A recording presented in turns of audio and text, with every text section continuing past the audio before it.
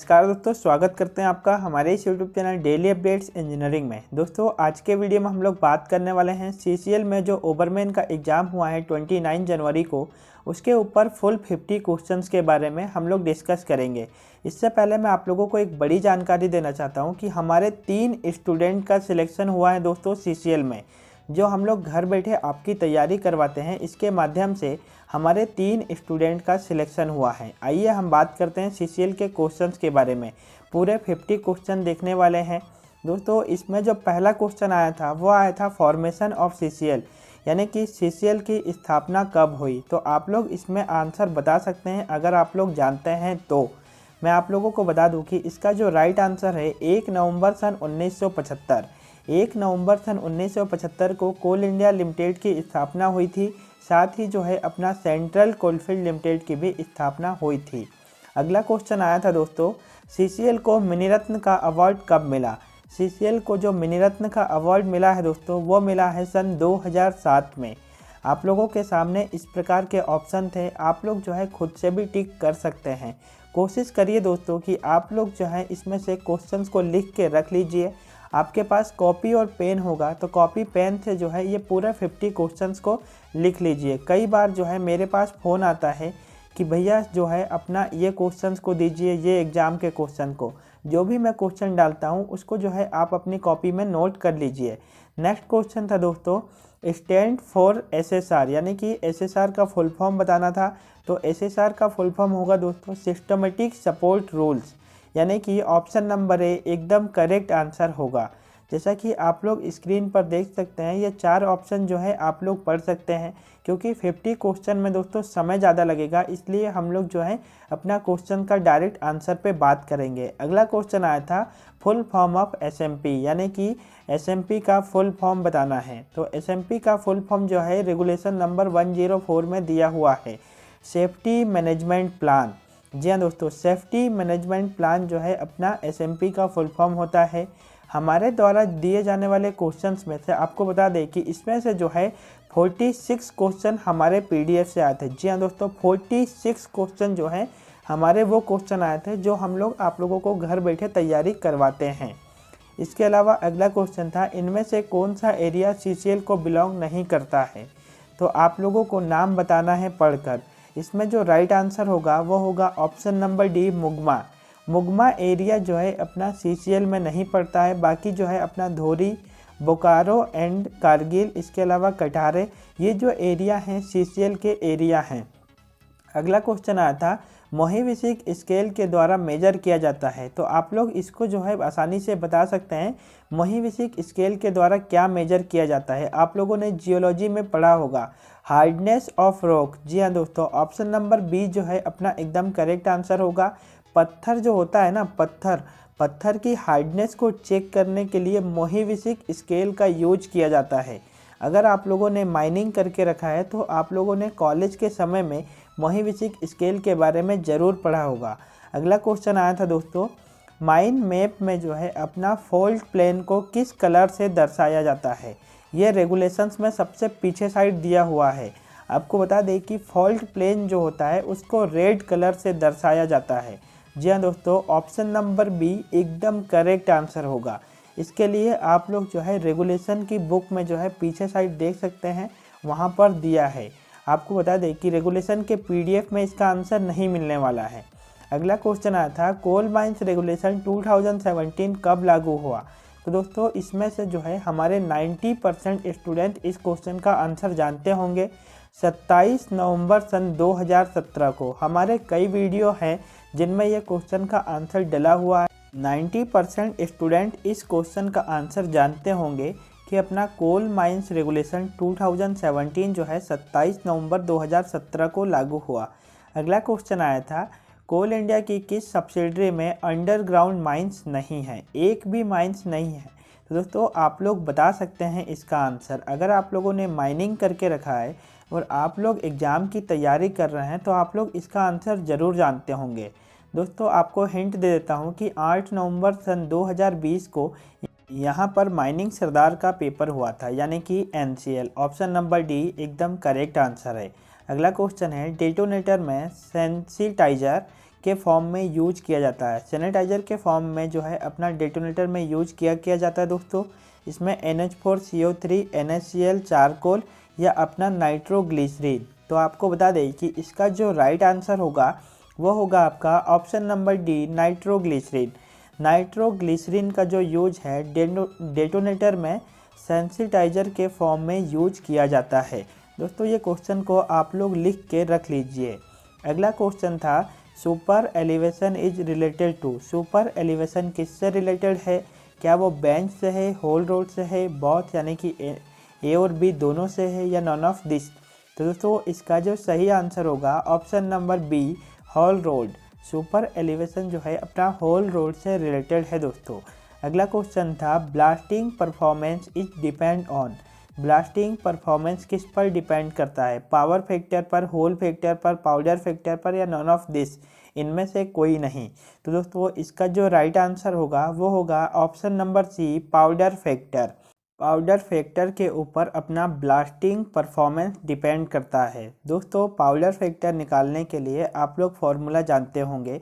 1 kilogram explosive का use करने पर जितने टन कोयला टूटता है या जितना मटेरियल टूटता है उसको हम कहते हैं पाउडर फैक्टर, यानी कि option number C right answer होगा। अगला क्वेश्चन है माइंस का टेम्परेचर यदि 32 डिग्री सेंटीग्रेड होता है तो माइंस में एयर की स्पीड होनी चाहिए। दोस्तों आप लोगों को बता दें कि रेगुलेशन नंबर जो है अपना 153 बोलता है कि 30.5 डिग्री सेंटीग्रेड से ज़्यादा होने पर वहाँ पर जो एयर की स्पीड होगी 1 मीटर पर सेकेंड होगी, यानी कि ऑप्शन नंबर बी एकदम करेक्ट आंसर होगा, 1 मीटर पर सेकेंड। दोस्तों ये जो क्वेश्चन है ये इम्पॉर्टेंट क्वेश्चन है और काफ़ी इजी भी क्वेश्चन है अगर देखा जाए तो। अगला क्वेश्चन आया था माइन रेस्क्यू रूल 1985 कब लागू हुआ? माइन रेस्क्यू रूल 1985 लागू हुआ था अपना सन 1985 में, यानी कि ईयर 1985, यानी कि दोस्तों ऑप्शन नंबर ए एकदम करेक्ट आंसर होगा 1985। ये क्वेश्चन जो है हमारे रेस्क्यू रूल 1985 के PDF में पहला ही क्वेश्चन जो है ये लागू हुआ है या लिखा हुआ है। अगला क्वेश्चन है फुल फॉर्म ऑफ AFC, यानी कि AFC का फुल फॉर्म बताना है। AFC का जो फुल फॉर्म होता है दोस्तों ऑप्शन नंबर बी आंसर होगा इसका, armoured face conveyor. Armoured face conveyor होता है AFC का। इसका जो क्वेश्चन का आंसर है इसको पढ़ने के लिए आप लोगों को जो है अपना DJ वॉल्यूम 3 पढ़ना होगा। उसमें जो है AFC के बारे में पूरा जो है कंप्लीट इन्फॉर्मेशन दिया हुआ है।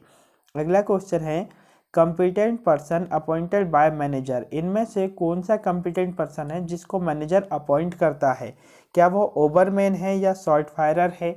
इसके अलावा बोथ A एंड B है या नॉन ऑफ दिस है? तो दोस्तों इसका राइट आंसर होगा शॉर्ट फायरर, क्योंकि आप लोग जब ओवरमैन हैंडबुक पढ़ेंगे तो वहाँ पर लिखा हुआ है कि शॉर्ट फायरर जो है एक कॉम्पिटेंट पर्सन है। दोस्तों अगला क्वेश्चन है calendar year and financial year start. Calendar year और फाइनेंशियल ईयर स्टार्ट कब होता है? तो कैलेंडर ईयर होता है 1 जनवरी से और फाइनेंशियल ईयर जो होता है वो होता है अपना 1 अप्रैल से।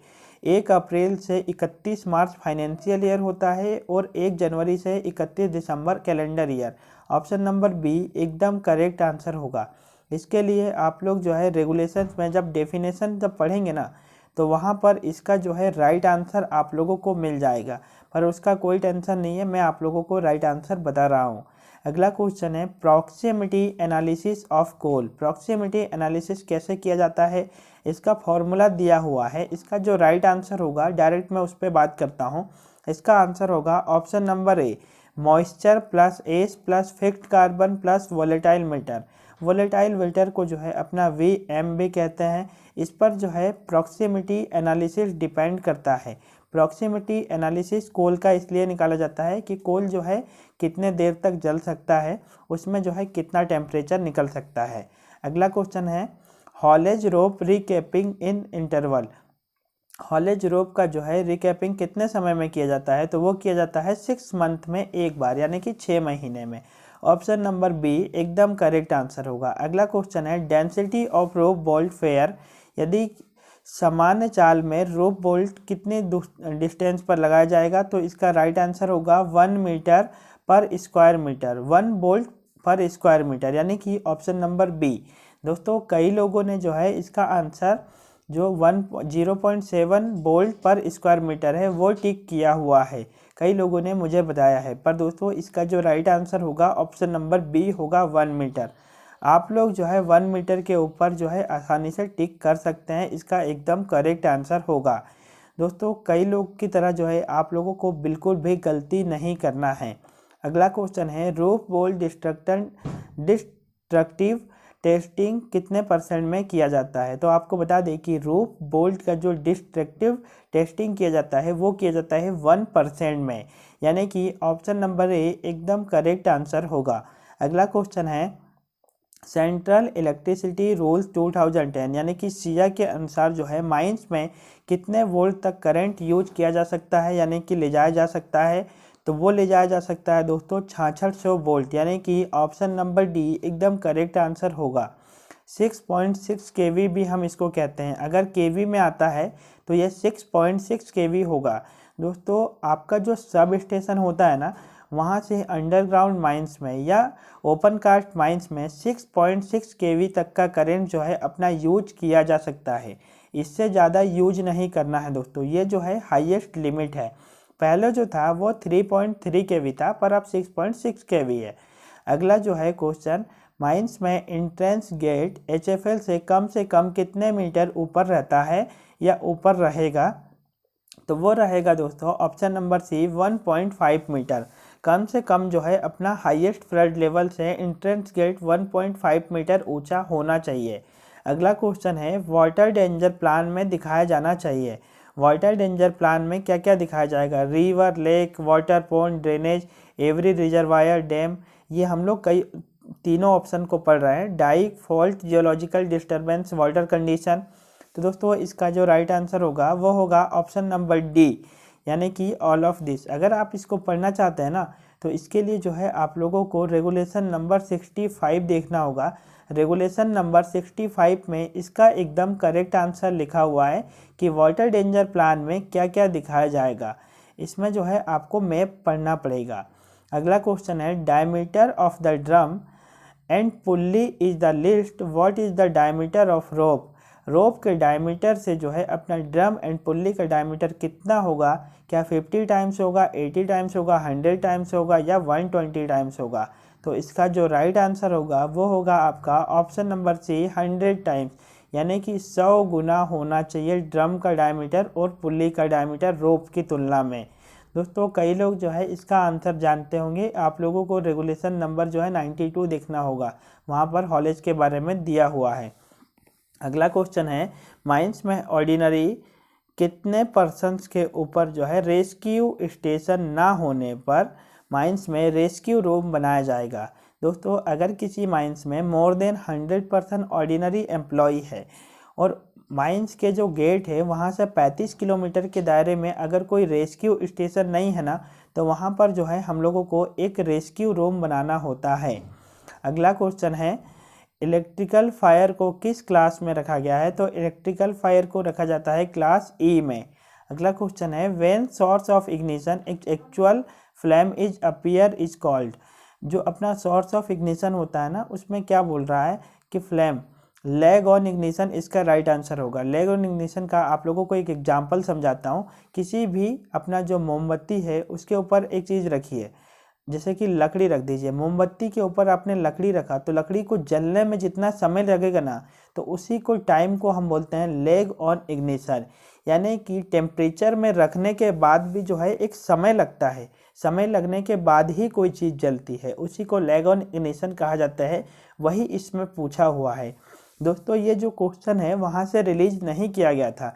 ये क्वेश्चन जो हमारे स्टूडेंट हैं, हमारे पास जो है कम से कम 400 से 500 स्टूडेंट हैं, उन्होंने जो है अपना पेपर दे के आया, उसके बाद उनके जो डिस्कशन हुए, उन्होंने जो क्वेश्चन दिया उसके आधार पे हमने बनाया है। बाकी यही क्वेश्चन आए थे 100%। दोस्तों DGMS को किस मिनिस्ट्री के अंतर्गत आता है? तो DGMS आता है अपना मिनिस्ट्री ऑफ लेबर, यानी कि ऑप्शन नंबर बी एकदम करेक्ट आंसर है।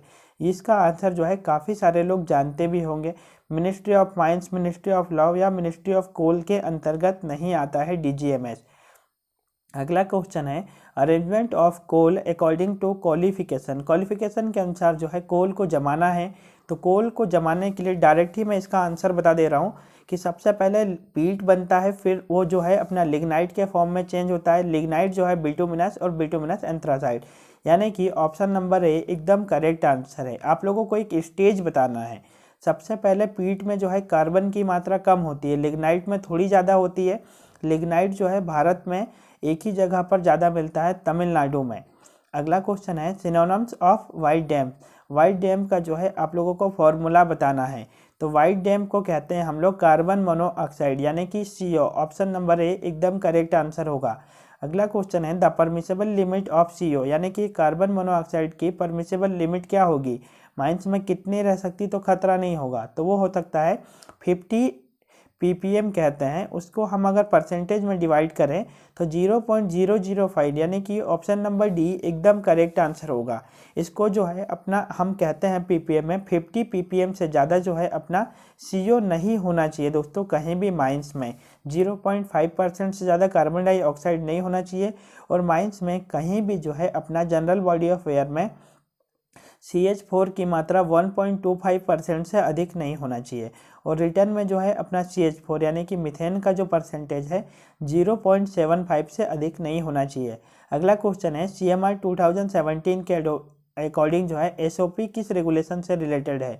रेगुलेशन 110 और 104, इसमें बहुत ज़्यादा कन्फ्यूजन था दोस्तों, दोनों में एक ही चीज़ें लिखी हुई है, पर आपको बता दें कि रेगुलेशन नंबर 110 इसलिए होगा क्योंकि वहाँ पर जो है अपना कोड ऑफ प्रैक्टिस यानी कि सेफ ऑपरेशन प्रोसीजर के बारे में बताता है कि किस तरीके से काम होगा, जबकि रेगुलेशन नंबर 104 जो है अपना SMP यानी कि सेफ्टी मैनेजमेंट प्लान के बारे में बताता है।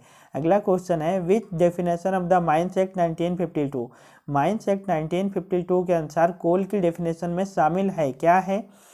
Conveyor use for coal transport या फिर power station for colony, both and B या नन ऑफ दिस। तो इसका राइट आंसर होगा वो होगा option number A, conveyor use for the coal transport. Coal transport के लिए जो कन्वेयर यूज होता है वो माइंस की डेफिनेशन के अंतर्गत आता है। माइंस एक्ट 1952 में जो है सेक्शन नंबर 3 पढ़िए, इसका आंसर मिल जाएगा आपको। अगला क्वेश्चन है मैनेजर के थ्रू PME या IME का रिकॉर्ड जो है अपना एनुअल रिपोर्ट किस फॉर्म में भरकर कब भेजा जाता है। तो दोस्तों आपको बता दें कि फॉर्म T में भरकर 20 फरवरी को जो है भेज दिया जाता है, 20 फरवरी या उससे पहले फॉर्म T में भर के। दोस्तों इसके लिए जो है एक फॉर्म घूम रहा है, आप लोगों ने इसका आंसर देखा भी होगा। फॉर्म में लिखा हुआ है कि जो है अपना एनुअल रिपोर्ट भरा जाता है ना, जो PME और IME का, उसका 20 फरवरी या उससे पहले हमको जमा करना होता है मैनेजर को, चीफ इंस्पेक्टर और रीजनल इंस्पेक्टर के पास। अगला क्वेश्चन है मनुष्य के सुनने की फ्रिक्वेंसी, सुनने की जो क्षमता होती है ना उसको क्या कहते हैं, श्रवण जिसको कहते हैं, वो होती है 20 to 20,000 हर्ट्ज, यानी कि ऑप्शन नंबर ए एकदम करेक्ट आंसर है। दोस्तों ये जो है साइंस का क्वेश्चन है, अगर आप लोगों ने जनरली साइंस पढ़ी है थोड़ी बहुत भी, तो आप लोग इसका सही आंसर दे सकते हैं 20, यानी कि 20 से लेकर 20,000 हर्ट्ज तक। अगला क्वेश्चन आया था ओपन कास्ट माइंस में काम करने वाले व्यक्तियों का अटेंडेंस रिकॉर्ड किस फॉर्म में रखा जाता है। तो रखा जाता है दोस्तों ऑप्शन नंबर ए फॉर्म D में। आपको बता दें कि ओपन कास्ट हो, सरफेस हो, अंडरग्राउंड हो, कहीं भी व्यक्ति काम करे तो उसका अटेंडेंस रिकॉर्ड जो है ना वो रखा जाता है फॉर्म D में। इसमें कोई कन्फ्यूजन नहीं होना चाहिए। आप लोग जो है इसको अपने दिमाग में बिठा लीजिए, 1 नंबर आप लोगों को दे सकता है और 1 नंबर जो है आप लोगों की लाइफ बना सकता है। दोस्तों 1 नंबर आपके लिए बहुत इंपॉर्टेंट होता है, कभी भी 1 नंबर को कम मत समझिए। अगला क्वेश्चन है what is the maximum permissible gradient of the continuous minor. Continuous minor का मैक्सिमम क्या पूछ रहा है, परमिसेबल ग्रेडियंट। दोस्तों ये मैक्सिमम पूछा है, कई लोग जो है 1 in 4 पर टिक करते हैं। आपको बता दें कि 1 in 7 जो है इसका एकदम करेक्ट आंसर है। अगर आप लोग इसको पढ़ना चाहते हैं तो NCDE की बुक में लिखा हुआ है। इसके अलावा अगर आप लोग कंटिन्यूअस माइनर के बारे में और जानना चाहते हैं तो आप लोग जो है DJ वॉल्यूम 3 पढ़ सकते हैं। अगला क्वेश्चन है full form of MOEF and CC। इसका जो है मैं डायरेक्ट ही आंसर दे रहा हूँ, ministry of environment, forest and climate change, इसका राइट आंसर होगा। दोस्तों अगला क्वेश्चन है मैक्सिमम कोकिंग कोल रिजर्व जो है किस स्टेट में पाया जाता है, विच स्टेट, क्या नाम बताना है आपको। इसमें झारखंड, उड़ीसा, वेस्ट बंगाल या छत्तीसगढ़। तो दोस्तों इसका राइट आंसर होगा आपका झारखंड, क्योंकि आप लोग जानते हैं ना कि भारत कोकिंग कोल लिमिटेड यानी कि BCCL वो जो है अपना झारखंड में है। झारखंड में भारत में सबसे ज़्यादा कोयला पाया जाता है। भारत का जो 28% कोल रिजर्व जो है ना वो अपना झारखंड में ही पाया जाता है। झारखंड में सभी प्रकार के मिनरल्स अवेलेबल हैं, जिसमें से कोयला जो है सबसे ज़्यादा है। Coking coal, non coking coal, वहाँ सभी कुछ जो है पर्याप्त मात्रा में आप लोगों को ज़मीन के अंदर रिजर्व देखने को मिलता है। इसमें से कोकिंग कोल पूछा है, तो आप लोगों का राइट आंसर होगा ऑप्शन नंबर ए होगा। अगला क्वेश्चन है, माइंस में काम करने वाले कितने लोगों के ऊपर सेफ्टी कमेटी बनाया जाता है। दोस्तों इसका कई लोग आंसर गलत देते हैं, कई लोग सही भी देते हैं, पर मैं आपको आंसर सही दे रहा हूँ। मोर देन 100%, अगर किसी माइंस में मोर देन 100% व्यक्ति ऑर्डिनरी एम्प्लॉय है ना, तो उस माइंस में सेफ्टी कमेटी बनाया जाता है, यानी कि ऑप्शन नंबर ए एकदम करेक्ट आंसर होगा। अगला क्वेश्चन है, सेल्फ कंटेन ब्रीदिंग एपरेटस में एब्जॉर्प्शन कैनिस्टर एयर से बाहर निकालने के लिए बाहर करता है। दोस्तों इसका जो है ऑप्शन नंबर बी CO2 को जो है बाहर निकालने का काम करता है। इसका आंसर जो है एकदम करेक्ट आंसर है, इसमें कोई कन्फ्यूजन नहीं होना चाहिए। दोस्तों सभी क्वेश्चन का जो आंसर है हम लोग आप लोगों को सही बता रहे हैं। इसके बाद भी अगर आप लोगों को कोई भी कन्फ्यूजन होता है तो आप लोग कमेंट बॉक्स में कमेंट में जो है टाइप कर दीजिए कि सर इस क्वेश्चन का आंसर जो है आपने गलत बताया है, तो हम आप लोगों को उसका रेफरेंस दे देंगे कि कहाँ से हमने इस क्वेश्चन का आंसर लिया हुआ है। अगला क्वेश्चन है, ड्यूरिंग सॉलिड ब्लास्टिंग यानी कि सॉलिड ब्लास्टिंग के दौरान दो होल के बीच का मैक्सिमम टाइम इंटरवल क्या होगा। दो होल के फूटने का समय बोल रहा है ब्लास्टिंग के दौरान, तो दोस्तों फूटने का समय होगा 60 मिलीसेकेंड। एक होल का जो होता है ना वो होता है 25 मिलीसेकेंड, और first hole and last hole के बीच का जो होता है वो होता है अपना 150 मिलीसेकेंड। 150 मिलीसेकेंड के अंदर में जो है अपना ब्लास्टिंग हो जानी चाहिए, पर दोस्तों दो होल के बारे में पूछा है इसलिए 60 मिलीसेकेंड। अगला है, minimum factor of safety bench slope and the dump. इसमें जो है आपका बेंच स्लोप एंड डंप के बीच का मिनिमम फैक्टर ऑफ सेफ्टी बताना है, तो नॉट लेस देन 1.5, यानी कि ऑप्शन नंबर ए एकदम करेक्ट आंसर होगा। इसमें नॉट लेस देन 1.3 to 1.5 नहीं होगा, इसमें कंफ्यूज नहीं होना है आपको, नॉट लेस देन 1.5 होगा, यानी कि ऑप्शन नंबर ए एकदम करेक्ट आंसर है। दोस्तों अगर कोई भी कन्फ्यूजन होता है तो मुझसे डिस्कस कर सकते हैं आप लोग। अगला है, proximity sensor use which device. Proximity sensor का यूज जो है किस डिवाइस में यूज किया जाता है। अगर आप लोग ओपन कास्ट के बारे में थोड़ा भी जानते हैं तो इसका आंसर सही जानते होंगे आप लोग। प्रॉक्सिमिटी सेंसर का जो यूज है टिपर एंड डंपर के लिए यूज किया जाता है, यानी कि ऑप्शन नंबर डी एकदम करेक्ट आंसर है प्रॉक्सिमिटी सेंसर को लेके। आप लोगों ने कई बार सुना भी होगा कॉलेज के टाइम में या ओपन कास्ट के बारे में, जब भी आप लोग पढ़ेंगे ना तो इसका आंसर जो है आप लोग सही टिक कर पाएंगे। Reasons of fly rock in open cast mines. Open cast mines में फ्लाई रॉक होने का क्या रीज़न है। ओवर चार्जिंग है, इनसफिशियंट ऑफ होल है, एक्सेसिव ओवर बर्डन है। तो इसमें जो है all of this, excessive burden, over charging या insufficient hole, all of this इसका एकदम करेक्ट आंसर होगा। फ्लाई रॉक के जो है, फ्लाई रॉक यानी कि पत्थर का उड़ना, जब ब्लास्टिंग होती है ओपन कास्ट माइंस में तब फ्लाई रॉक होता है, पत्थर जो है काफ़ी दूर तक जो है आपका जाकर गिरता है, उसको हम कहते हैं फ्लाई रॉक। अगला क्वेश्चन था, maximum number of attempt bye DGMS exam. DGMS जो एग्ज़ाम लेता है, चाहे वो गैस टेस्टिंग का हो, ओवरमैन का हो, माइनिंग सरदार का हो, आप कितने अटेम्प्ट दे सकते हैं, तो अटेम्प्ट दे सकते हैं 7, यानी कि ऑप्शन नंबर सी एकदम करेक्ट आंसर होगा। अगला क्वेश्चन है, maximum speed for explosive van. Explosive van का जो है अपना मैक्सिमम स्पीड क्या होगा, वो होगा 25 किलोमीटर पर आवर, यानी कि ऑप्शन नंबर सी एकदम करेक्ट आंसर होगा। हमने कई लोगों को बोला है कि आप लोग ब्लास्टिंग टेक्निक की जो बुक है एलसी काकू की, उसको भी फॉलो कीजिए, वेरी इंपॉर्टेंट बुक है। कई लोग करते हैं, कई लोग नहीं करते हैं, पर आपको बता दें कि बहुत इंपॉर्टेंट बुक है। उसमें से कई क्वेश्चन बनते हैं जो आप लोगों के लिए इंपॉर्टेंट होते हैं, चाहे ब्लास्टिंग को लेके हो, ओपन कास्ट माइंस में हो, अंडरग्राउंड माइंस में हो, इसके अलावा जो है अपना एक्सप्लोजिव को लेके हो। सारे क्वेश्चन का आंसर बहुत ही बारीकी से कवर किया है अपना एलसी काकू ने। उसकी बुक को आप लोग अरेंज कर सकते हैं, पढ़ सकते हैं। Match with the correct statement of the employment. दोस्तों इसमें बोला है वर्कमैन इंस्पेक्टर के अकॉर्डिंग। इसमें जो है थोड़ा सा क्वेश्चन हम लोग पूरा टाइप नहीं कर पाए हैं, आप लोग थोड़ा सा सुधार लीजिए। वर्कमैन इंस्पेक्टर के अकॉर्डिंग जो है इसको बताना है, तो इसका एकदम करेक्ट आंसर है ऑल ऑफ दिस। 500 लोगों पर 3 होंगे वर्कमैन इंस्पेक्टर, एक मैकेनिकल, इलेक्ट्रिकल और एक अपना माइनिंग। 2400 लोग पर जो है अपना होंगे दोस्तों 4, इसके अलावा जो है अपना 6 होंगे, यानी कि option number D correct answer. अगला क्वेश्चन है match with the correct section mind set के अनुसार जो है अपना इन सेक्शन को करेक्ट करना है, मैच करना था। तो दोस्तों हमने जो है डायरेक्ट ही इसमें मैच कर दिया है, आपको इसमें टेंशन नहीं लेना है। इसमें जो है आप लोग सही आंसर देख सकते हैं। मैनेजर जो है अपना सेक्शन नंबर 17 के अकॉर्डिंग, कोर्ट ऑफ इंक्वायरी 24 के अकॉर्डिंग, नोटिफाइड डिसीज जो है 40, अपना बिलो ग्राउंड माइंस में 18 ईयर से कम का एम्प्लॉयमेंट जो है अपना 25। इसका एकदम हमने करेक्ट आंसर करके आप लोगों को दे दिया है। आप लोग थोड़ा सा अपने से भी मिला लीजिए, इन सेक्शन को भी पढ़ लीजिए। दोस्तों आपको बता दें कि हम लोग जो तैयारी करवा रहे हैं उसमें सारे सब्जेक्ट शामिल हैं। आपका फर्स्ट क्लास मैनेजर हो गया, सेकंड क्लास मैनेजर हो गया, ओवरमैन हो गया, माइनिंग सरदार, सर्वेयर, इसके अलावा माइनिंग मेट, फोरमैन।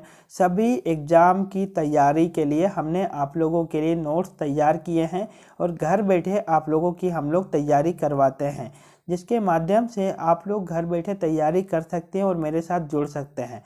दोस्तों अगर आप लोग जुड़ना चाहते हैं ना, तो आप लोग जो है डिस्क्रिप्शन पे नंबर दिया हुआ है, वहाँ पर नंबर निकाल के मेरे नंबर पर कॉलिंग कर सकते हैं, व्हाट्सअप कर सकते हैं। इसके अलावा आप लोगों के सामने स्क्रीन पर भी मेरा नंबर शो हो रहा है। मेरा नंबर है 8982807330, ये कॉलिंग नंबर है दोस्तों। इसके अलावा व्हाट्सअप नंबर है 9479319604। इस नंबर पे आप लोग व्हाट्सअप कर सकते हैं, मेरे से जुड़ सकते हैं। मेरे अभी 3 बच्चों का सिलेक्शन जो है CCL एग्ज़ाम में हुआ है। इसके अलावा जो है 11 बच्चों का सिलेक्शन हुआ था दोस्तों अपना GPCL में माइनिंग सरदार ओवरमैन की पोस्ट पर। 4 बच्चों का सिलेक्शन सेकंड क्लास मैनेजर की पोस्ट पर अपना जो है GPCL में हुआ और 1 बच्चे का सिलेक्शन हुआ था NCL में। दोस्तों अगर आप लोग जुड़ना चाहते हैं और अच्छी तैयारी करके सिलेक्शन पाना चाहते हैं, तो आप लोग जो है मुझसे कॉन्टेक्ट जरूर करें। वीडियो पसंद आए तो वीडियो को लाइक एंड शेयर करना